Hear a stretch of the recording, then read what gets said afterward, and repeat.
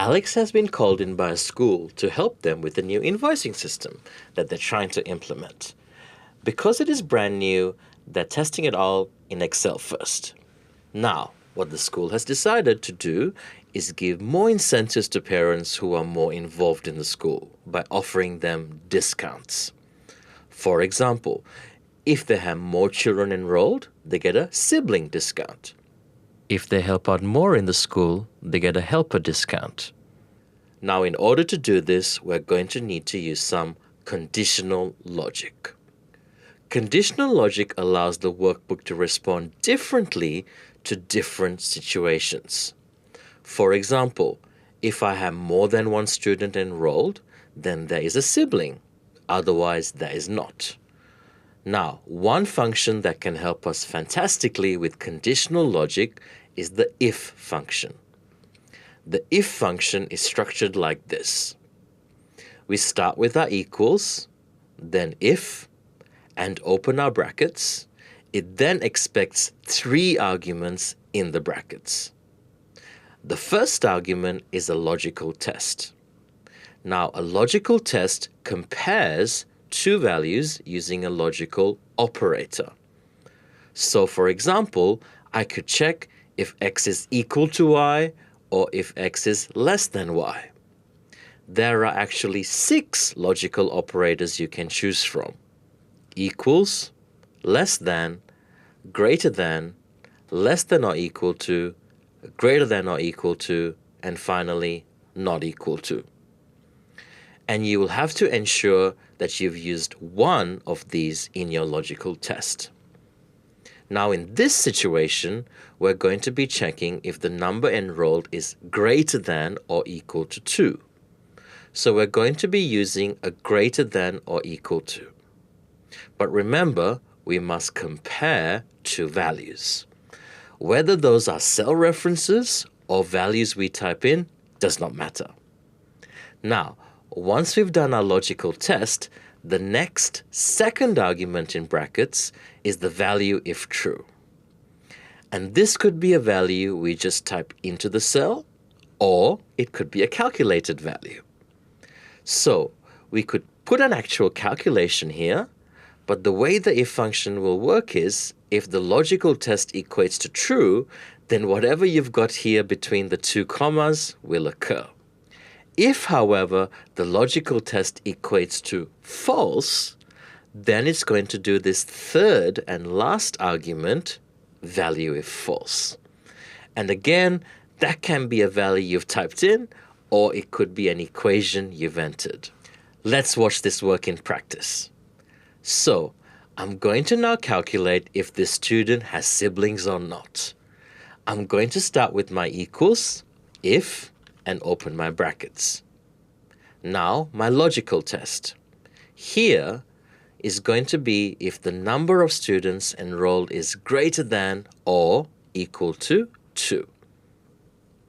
So I'm going to click on the number enrolled and then type greater than or equal to 2, comparing 2 values with the logical operator. Now I type my comma. If it is greater than or equal to 2, I have a sibling. So I'd like a Y for yes to appear in the column. Note, because I'm working with text, I put this in my double quotes or quotation marks. Now I type a second comma. If there isn't a sibling, I don't want to clutter the column with a whole bunch of N's for no. I'd actually like to leave the column empty. If I just type a space, however, Excel is going to think I've forgotten to type my last argument, and it will actually effectively ignore that space. So that's not going to work. What I have to do is open my quotes and immediately close my quotes. That tells Excel to literally put nothing in the cell. Now, I close my bracket and press enter. As you can see, the number of students enrolled is greater than 1. We would expect siblings to be yes. Let's now copy that formula down by double-clicking our fill handle. And you can see it has put a Y wherever there are 2 or more students enrolled. That is how the if function works at its simplest. Let's look at a slightly more interesting example that actually uses a calculation as well. So this time, we're actually going to calculate our sibling discount. And we've been told that we're going to give parents a 5% discount on their calculated fee if they have 2 or more students enrolled.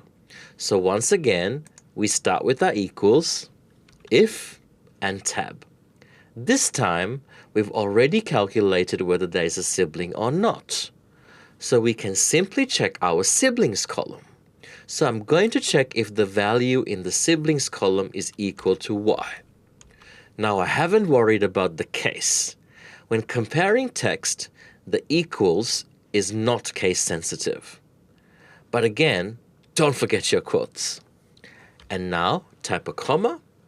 This time, if it is true, I actually want to do a calculation. So I'm going to click on my calculated fee and I'm going to multiply by 5%, which will give me 5% of the calculated fee. Then I'm going to type another comma. If the answer brings that they are not eligible for a sibling discount, then we just put 0.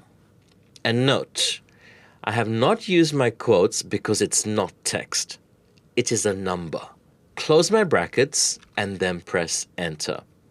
There's my sibling discount for the first parent. And if I again use my fill handle to copy that down with a double click, you can see it has now calculated the sibling discount for each parent ID. So using the if function, we can actually make choices to do different calculations within a single cell.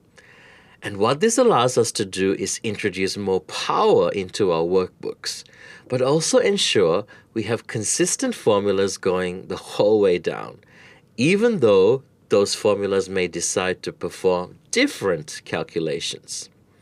Keep watching though, because all this keeps getting even more interesting.